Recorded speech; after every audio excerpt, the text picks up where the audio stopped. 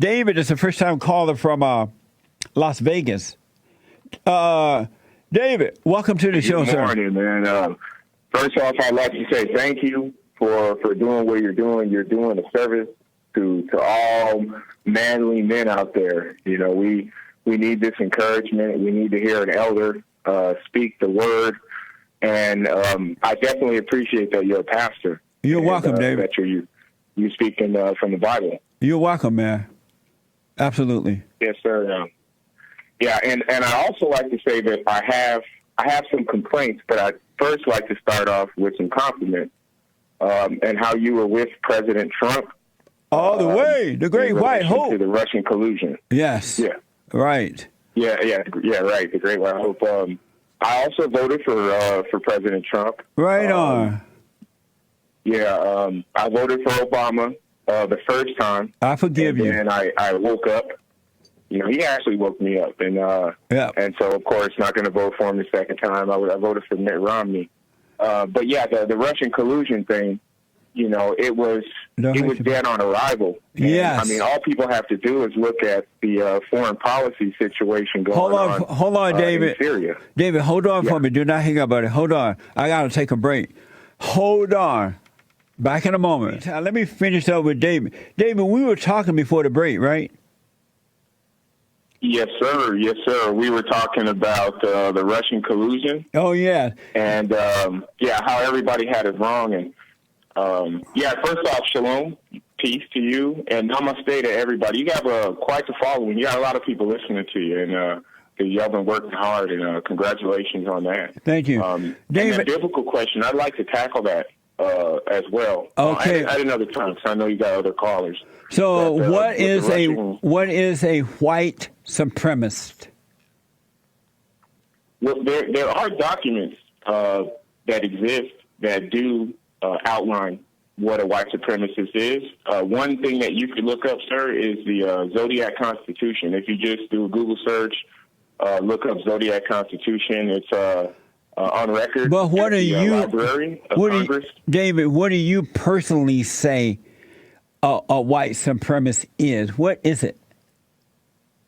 Well, anyone who would lift up the title white with any and give it any significance. So if anybody lifted up the title white and gave it significance, that would be a white supremacist? Exactly. It works both ways. It's like a double-edged sword. You know, you can hold the sword, and it can also cut you at the same time. Is it all right to be white? Is it all right to be white and proud? Oh, absolutely. Absolutely. So, I mean, listen to how I talk. You know, a lot of people tell me, oh, you sound white, right? And so if a white person, we have the, July is celebration of white history, right? And so white people who are celebrating White History Month in July, are they supremacists or good folks? Oh, they're good folks. Oh, okay. God loves everything that he created. So how can they not be? Okay. But not all. Have you ever met a white supremacist?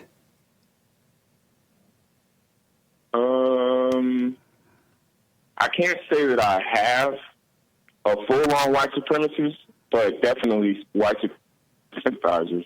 White sympathizers? Mm-hmm. So it's a white person who is a sympathizer to whites, toward whites. Are they a white supremacist?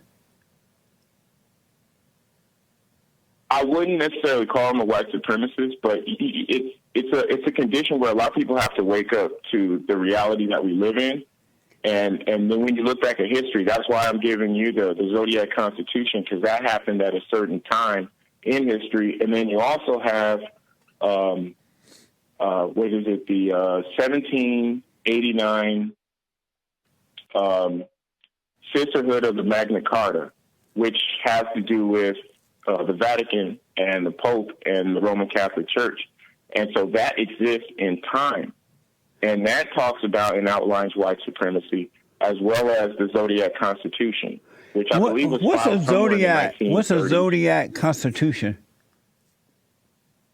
the Zodiac Constitution. Now that brings me to my next point. It deals with Islam in its purest form, because all the courts are based on Islam, and it's based on the Zodiac Constitution. But Islam is evil, right? The science of 0 to 9. Islam is evil, right?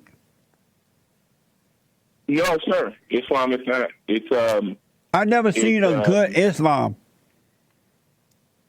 What is Islam? I've never seen a good Islam person. Well, you're speaking to a good Muslim who loves Jesus Christ. Oh yeah, were you a Christian before? No, sir. I honor my mother and father. Who raised Muslims? Who raised? Oh, they were Muslims. Your parents raised you as a Muslim? Yes, sir. Well, they didn't raise me as a Muslim. They raised me to. I didn't eat pork growing up. We didn't celebrate Christmas or Easter. But they taught us treat people how you want to be treated. And I later found on my own that that's written in the Bible. And so, I'm also a Moor, and Noble Drew Ali is a spirit guide for me. Amazing. So are you Jewish? Yeah. No, sir. Were they Jewish? Your parents, were they Jewish?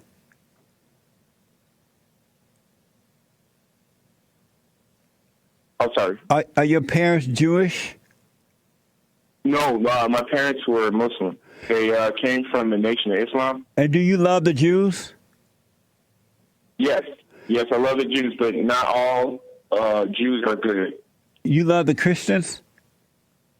Yes, they're my brothers and sisters. I love Mormons more than all. Why? Because the way they practice.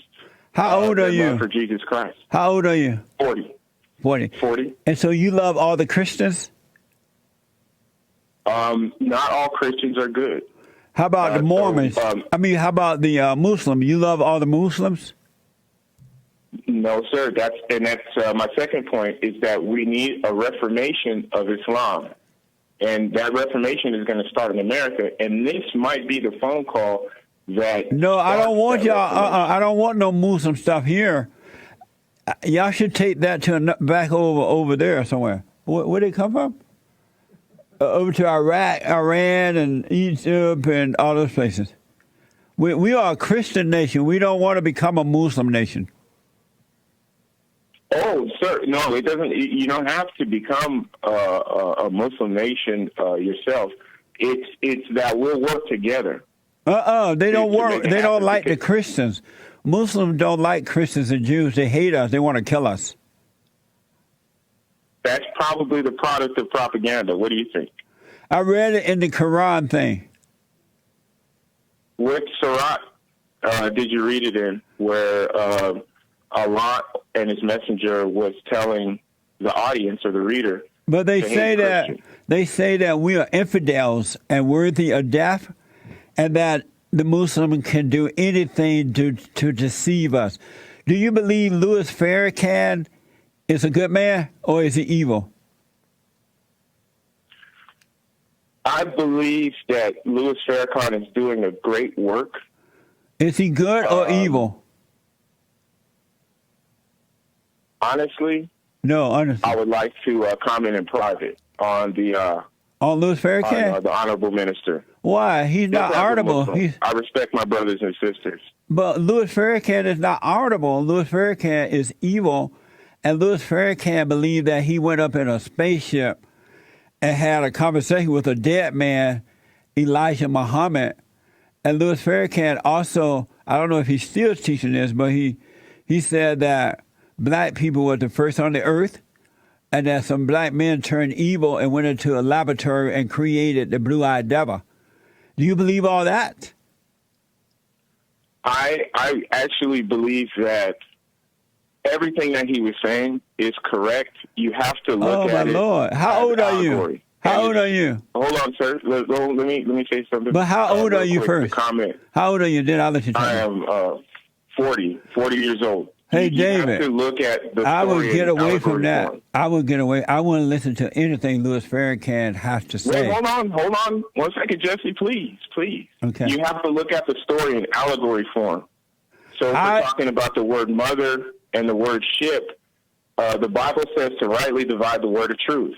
So when you divide the words, a great reference that I've been using as a source is a Strong's Concordance. So the word mother is in there, and the word ship is in the Strong's Concordance. So the Honorable Minister Farrakhan made me read the Bible more. David, you sound like a nice guy, but you've been misguided. You've been no, I haven't. You are not. You believed into a lie, man. Louis Farrakhan is an evil man. No, sir. Honorable Elijah Muhammad is not dead. He is alive today. Where is he? In that spaceship? Utilize his knowledge to live. Where is he? He lives in our hearts. Where? In our hearts. But God is in your heart, not. That's the same guy that would make a baby by all those women in his church, right? Oh, of course. But Jesse, as a man of the cloth, you're a man of God. And Jesus said that we're not supposed to talk about the dead. We're supposed to be concerned with the living. But you said he's not dead. You said he's not dead. You said he's in your heart. No, we can raise up our elders whenever we like. They're our ancestors. But if that's the same man that ancestors did. But I just want to ask you. I'm just asking for information purposes. Is that the same man that was married, but yet he would make a baby with a whole bunch of young women in his church? Yep, same one. And you follow a man like that? Yes, because David, take that man out of your heart. Now, you have to understand, you're judging the man.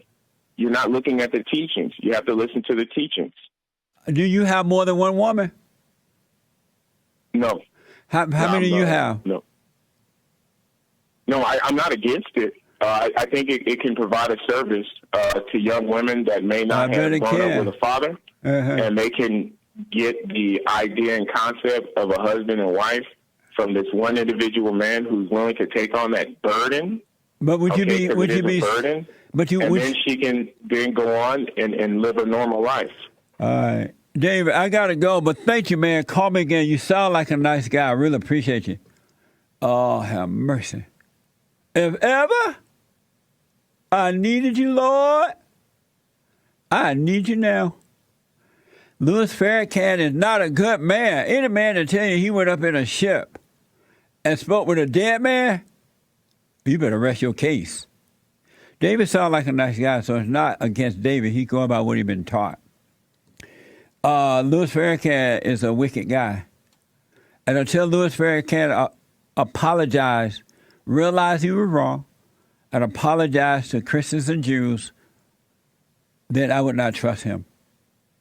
Do not trust. Do what you want, of course, but I would not trust Louis Farrakhan. Amazing. And don't forget to like, follow, tweet, subscribe, and share the Jesse Lee Peterson radio show, folks. We really appreciate it. We are at war. It is a spiritual battle for the soul of America. And it's going to take all of us to do it.